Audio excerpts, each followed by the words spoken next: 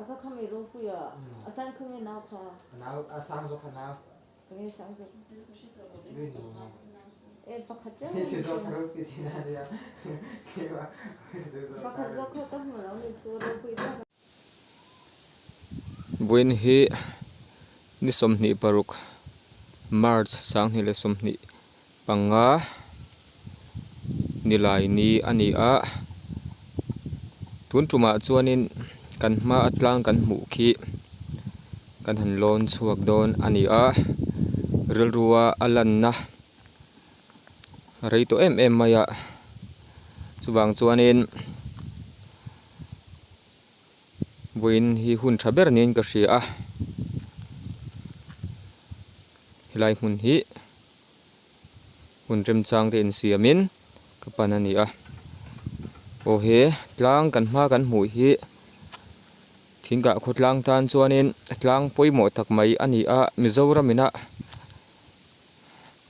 a hriat lutuk lo ni ma sela thingka khotlang tan chuanin kan hriat reng to tur tlang poimo tak mai leitan tlang kan ti kha ni a man atang to in tun thlengin he tlang hian poimo na ala nei renga khovel om chung hi chuanin poimo reng tur ani bok ani chudiang khoba tlang poimo ani wang chuan wen hian hectorapu production hianin kalchila video te han chop chua document atana da thattur ka han boipui ani a thingka khutlang mi pui tena min lo clear sak theu turin som cheuni tin he tlang poimo tak mai a hi he channel kal tlanga video ka chop choron clear tu zong ten a poimo na in hriat tharle theu ka du a tlang poimo tak ani na hi dam chunga thei ngil lo tura min hriat reng sakatan ti in video kron chop chuak ani ten kan kalmek zela kan ma hianin LADC Mizoram taxation check gate kha oma ta hin rin om takin staff 10 na an thok thin ani hi an post khania ti hian pute thupe gangin rin om takin chuan zan zomin an duty thin ani an thlamuan pui khop mai khilai hmuna khian kan han lon chho don ani a pangte kan ni lai kan lon thin ba kha tununa chuan lon le om ta chi lova kan top sen tangar ngara vo in chu rilruwa lang lian em maya kalon chuak don ani video te pok an ron chop chok zelang yem le tluang taka dam taka kalon chu a hun hlim om tak ka man theinan pathianin he hun ka man chung zong hianin min vengin min om pui tlet ro se ti hi ka tong traina ani poke o ti hian kan han kal phei zela kan ma hian signboard dak lampang aron tarani poimo khop mai hi khotlang mi puite poina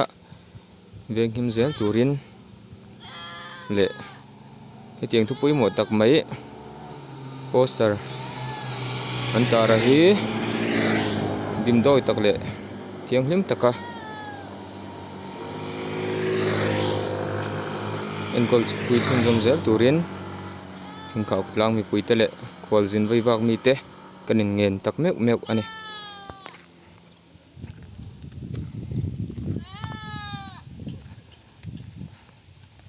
he tlang hi kan soita kan khan tlang upatak mai ani to a he tlang a thing le mau te pok an tiang chu engkim mai a hi upato em mai a an hlui em to ni lung tileng khop mai he la tang hin lon han tum chinanga a pikin nok viau mai theya ma ro chu kan tum na hi eng mai min dal tur ani lo kan lon chuak nge tur ni na pangchia kan ni lai pu in ring nun der dep jok kan ni lai pu in kan lon chuak fo thina ute ho nung zuin wena po hianin pathian khong ina zara mi pui tling kan ni to kan thei hrim hrimang han lon to nang o he ta hian kel nau rem thang te kel ani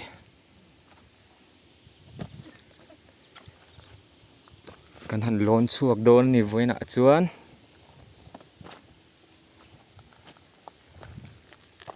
kalkong porin ai takin a thani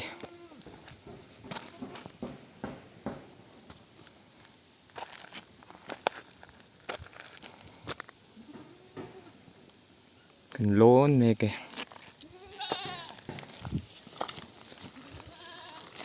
he midang ho po hi lai hian an lo talin an lo chen saviau to ani ti hriata kong po bel thakop maya bisia in a fan vel po nuam e ta kel no te a thlanga mi no te khan ni nge tura kan ngai e lung len thla khop mai hun rei tak nuwa kan han zo ve le theya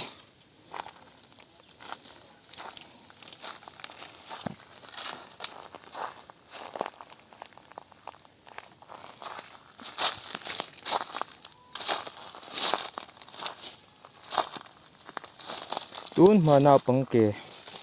akal kan hmu thin khatuna chuan puitling ke kan hmu ta ni kami hun chung jong khan thil tam tak kanuna kan khotlanga man lian le thil thleng om to ni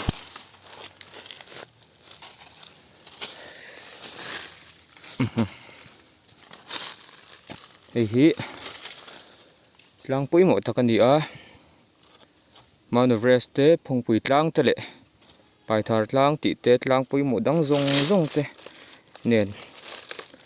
pui mo dan an ang vek an hep chuang lo ni ti kha kan lo hredon nia yim khur takin chawanga ni adventure thil pui mo tak mai nia training na thatta kan ni boka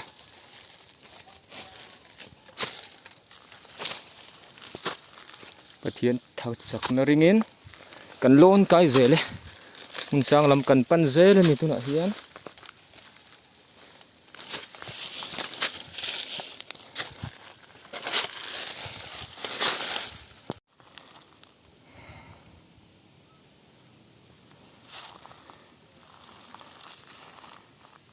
yang khu kongpui ania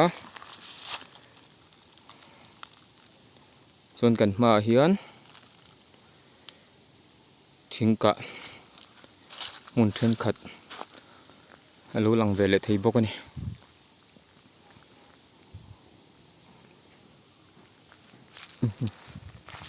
kal zelang helai thlang mai ah hianin tun hma chuanin thingka tlangwal ten basketball lai tin an khel thina taksen soi zoi nan ril ruti hrisel nan lai hmuna hian tlangwal tam takin an lo pan to thina ni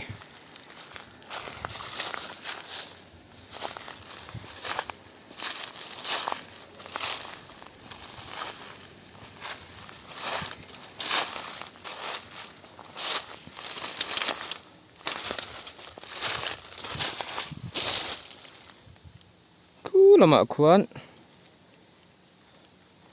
Burma lama kan unau ral tlan te kem po aron lang theya thalai chuan an omna hmun khu so viau twin rin omani dait building te le waileng ze nga section hom chung then khat khongpui ana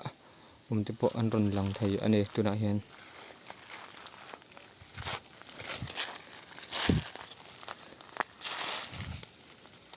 keini po kan kal khat to si a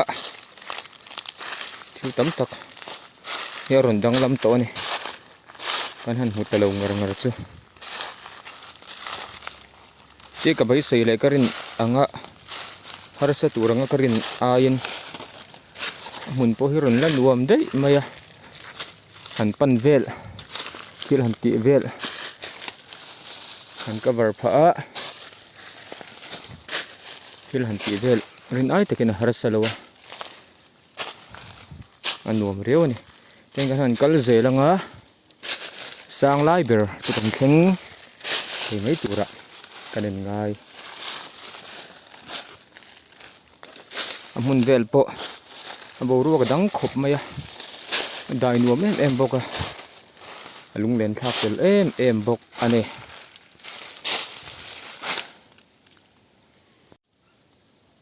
hello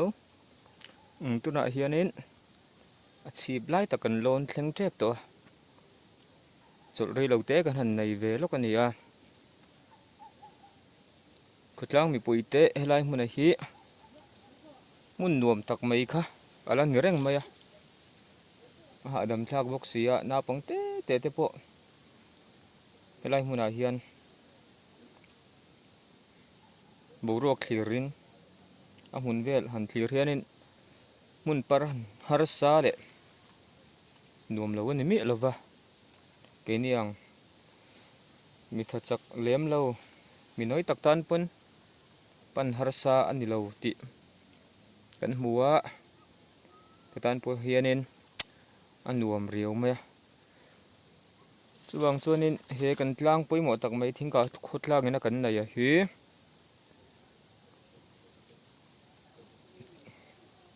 ilu chuin I han pan jing deuh tiangu anuam khop mai ni ti kha reila kanin chhir lawang khutlang mi puite unrem chang kan nei pianga lai mun han pana han tlo ve zel tur hianin kanin som ni ko chung pia deuh mai om kha ni a athanga phe chon in te po ala om thei zela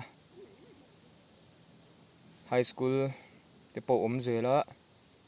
wang chuanin pan ol sam tak mai ni a kan thria dangin lai hun te po hi han lu chuwa ve thin tiang u ti kha kanin som ve le ni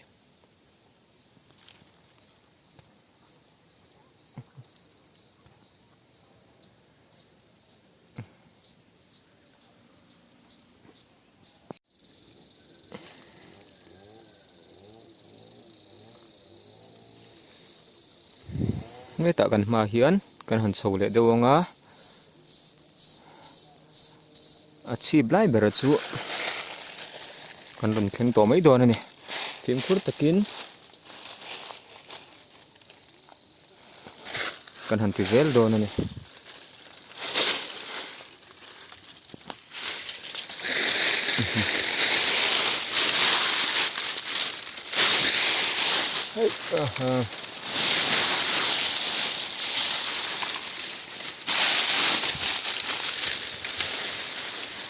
lai huna hianin man kum sang hile panga khanin ka he so lo chuan chu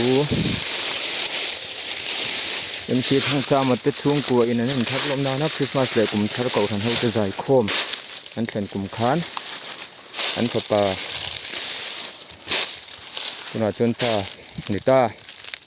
pa pa ni nei to ulal mo na ma mol chin thang hun lai chuanin rol thar mai khala ni ke ni pona pang chum chia kan lan ni a ama ho khanin roi the ma te in ta hian na pang ho kha min lon pui thina helai thuwa ta ka hi kan hun ton to a ka thei mi to lo tur ka hria dang tur ni wangin ka han sel chua ka ni a lung len thla khop mai a lau chung khanin lai kan ha ve atang hen ning ka ria kan han lon puya training melo pe dia to ni lung len thla khop mai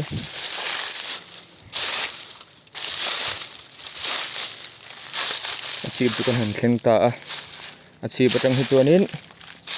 a thlang kon vel atanga kong pui tang vela engot iron asang ve riau ni kul hrim chu atang em thla khian suk en hianin alang sang du em thina ni ti kha kan thevek ome atlang a khuan inka community hall lui te thingka high school te aron lang ta a he laya slap chun ron lang dek a hi tukin zin kar khan LKBKTP Salom unit isai group 10 natlangin in tho na an na ya tipo PKP member atang ka toy om ve thaya hun hlim om tak mai lok thlak tak mai kan han thok hawa crystal e ko than ta na kan rong bol na te helpan mal som zel ro se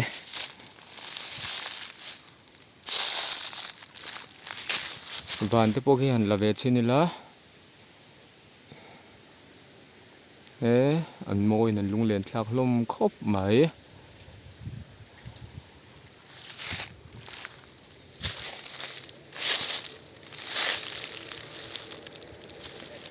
tuna kan hmu me ka khu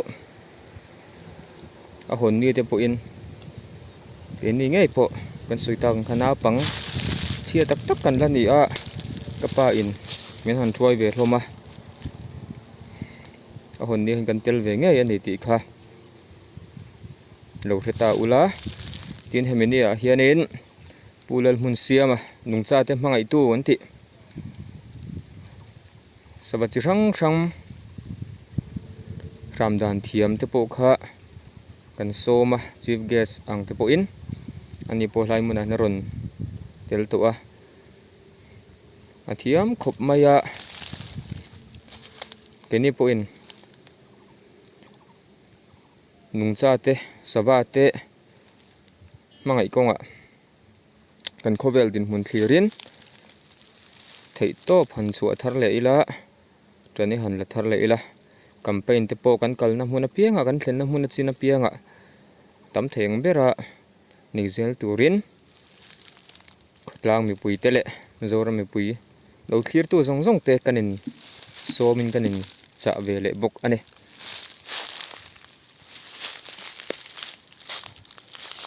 pathian thu chuanin engkim tho thei to pha chuan lalpa chu fakaro se ti a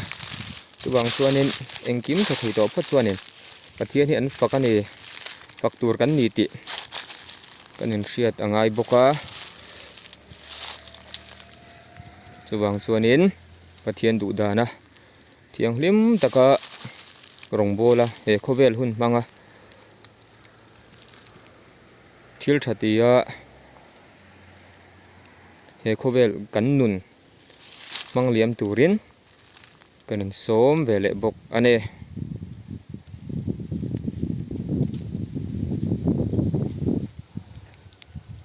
semdam thlifim dai nuam khop mai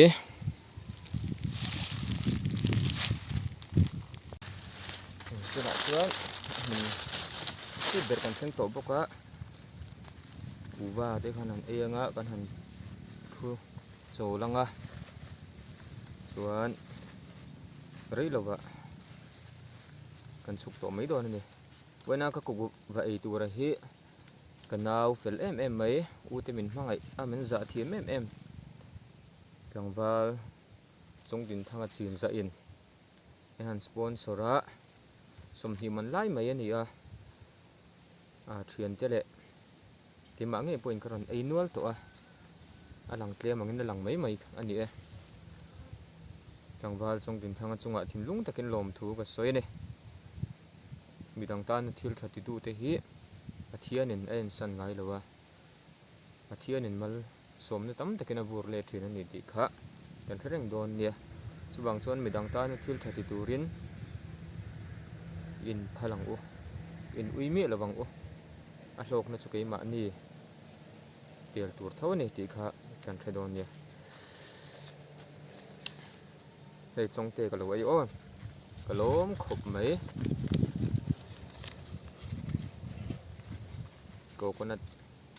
coconut tel ani coconut tel hi tun ma chuan ani ngai mang lova longpar de ngot ni atuna chuanin coconut tel hi kan ei deuh ber to zo ka coconut hi tui po tui khop mai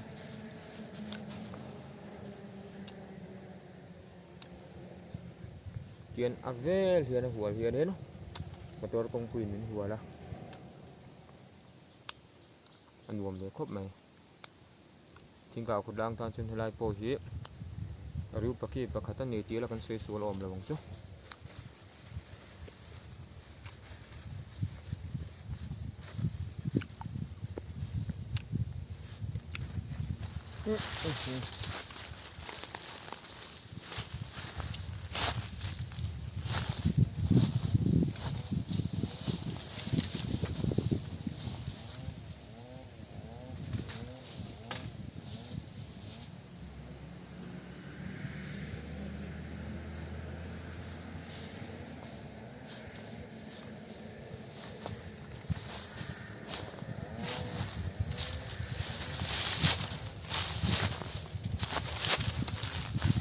an video top lam kan han siam to mai anga khudang mi pui te kan cha du chu khudang ro hlu nam ro hlu kan nei chun chunang te hi thut thar deuh deuila ngai pui mo thar deuh deuila ai hian kan ni tun nuna angai poi mo tu te nuna nge hian lutna in pethar vele thina chuwang chuanin thilhu ngai hlu tu te nun chu a hlu ani ti kha kan threng don nia in zawa in hun man nuam vek ule bye bye vek ule